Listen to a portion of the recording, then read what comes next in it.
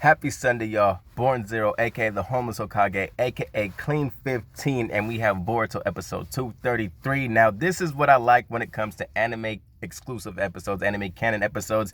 Not just leaving the land and entering these new nations just to go fishing or whatever the fuck, niggas playing with robots like we got last week.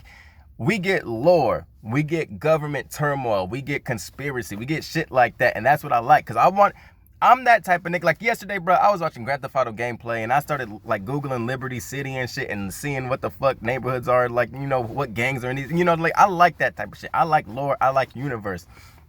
But that's beside the point. What attracted me to this episode was just the whole rundown. And this is the foundation episode for this arc. So we have our villain, right? We have potentially a handful of villains because we have Isuri, who was the part of that damn pirate clan. We have the governor of the Hidden Mist working alongside with this dude.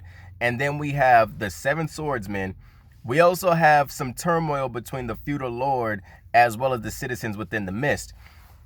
So to begin, the Hidden Mist has came into wealth due to their energy drained from the ocean, controlling the ocean to an extent. But this time around, they're going to control all the fucking seas, all the oceans around them with this source of this generator that's going to increase their power income like 10 times the amount. So these niggas going to have money out the ass, right? If this shit goes off and, goes to according to plan. But we have citizens within the village who hate this shit. They're like, fuck all that bullshit. We have a certain relationship with our water. And we get that from Kagura's words where he's kind of saying, and I fuck with Kagura. I think he's MVP because he's the prison warden. He's guarding the fucking what's left of the Seven Swordsmen within the prison because, some of these niggas escaped. Well, one escaped. The other two got transferred. But he was saying, like, we should focus more on our people. I believe that we could redeem ourselves. We could be rehabilitated as he was once a crazy motherfucker. And now he, nice. He fucking with Boruto and shit. But he believes that we should focus more on the people as opposed to just new technologies and the economy. And I like this because it kind of mirrors what we have when it comes to the fan base of Boruto. I wouldn't necessarily say we see too much of this within the actual Leaf Village. And I do wish that we dive into that. I hope that becomes a part of the storyline when it gets into the manga, like certain government turmoils within the Leaf Village, like as we got in the Mist. Because we could see like there's this tug of war between the older generation and the new, where we want to look forward to the future. We got half of the citizens want to look forward to the future. The government itself wants to look forward to the future. As we have another sector where it's kind of like, dog, we some pussies, we soft. We need to start going back to thugging it out, And even within the circle of the feudal lords, there's certain people who oppose what's going down. There's certain people who oppose the Mizukage. And we get that with the founder of the new Seven Swordsmen. I forget his name. Is the dude that broke out of the jail. But he's actually working alongside with some of those people who oppose the Mizukage. And they're in higher chairs. They're in higher up seats within the government. Now, if I had any predictions to what's going to happen, I honestly think that governor is out. That nigga's just fodder. He's just there being used. He's being pimped out by this pirate clan, because you could tell the vibe where he's talking to the guy in the opening scene. He's like, Isuri, I'm glad we're working these things out. I kept your secret for a long time. It's all gonna pay off. He's looking at him like, whatever, bro, whatever you say. Like it just seems like there's gonna be a double crossing there. But I also believe, from what we got in that preview for next week, that it's bigger than that. So I think it's an inside job what's happening within the prison break, because we see that the prison does end up getting attacked as well. Not just what's popping off within this whole technology reveal, but I believe that it's an inside job between the prison, some like certain prison guards, as well as the government, to break out the Seven Swordsmen to aid in what's going down in the whole technology reveal. The only thing that I'm uncertain of is where the feudal lord of the Land of Thunder comes in. It just seems like he was there to be in a bad mood. I don't see him being a villain. I don't get what the fuck was popping off there. Maybe he's kind of like, I don't know. I don't know how close in proximity these two villages are.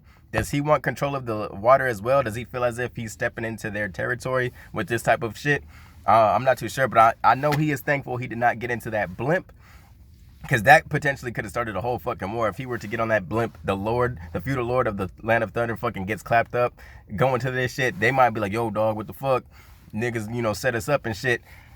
Which brings me to certain things about, like, what the anime is doing that don't make total sense. And I touched on this a few episodes ago. Even though these episodes have been, they've been gassed, they've been some heat, aside from like maybe like a handful, maybe 2 or 3, there wasn't all that.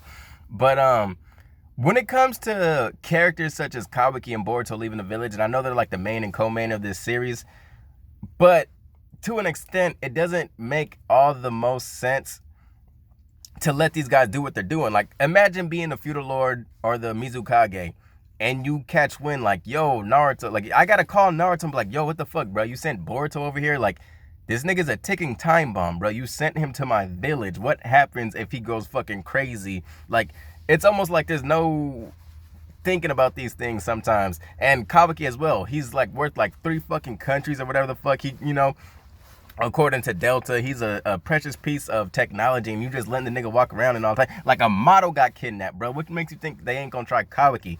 So it's like certain things that don't make all the most sense, but hey, we need some content. We need to, be excited to watch these episodes. Otherwise, it's like we gonna get a Team 5 episode or some shit like that. You already know how I feel about that. But I do like that they kind of split up the team. So we have Boruto with Kagura. We have Kawaki with Katasuke and the rest of Team 7. So I first I was a bit nervous about that, because I thought, I don't know. I just thought, I was like, how long is this arc gonna be? That's what I was kind of coming in being nervous about. But I actually enjoyed this episode, so I hope it's extended a bit. I do want to see Kawaki meet Kagura, because they kind of walk the same path, being these demon kids. Now all of a sudden they're rehabilitated. We got Naruto having a influence on Kawaki, and essentially I think it was Boruto. I don't know who really got Kagura to change, but maybe the Mizukage, because he works alongside with the Mizukage, but I'm not too sure. But he went from being on that demon time shit to being a gentleman. And that's about it what I got this episode. But I do want to touch back on like my whole Boruto and Kawaki leaving the village.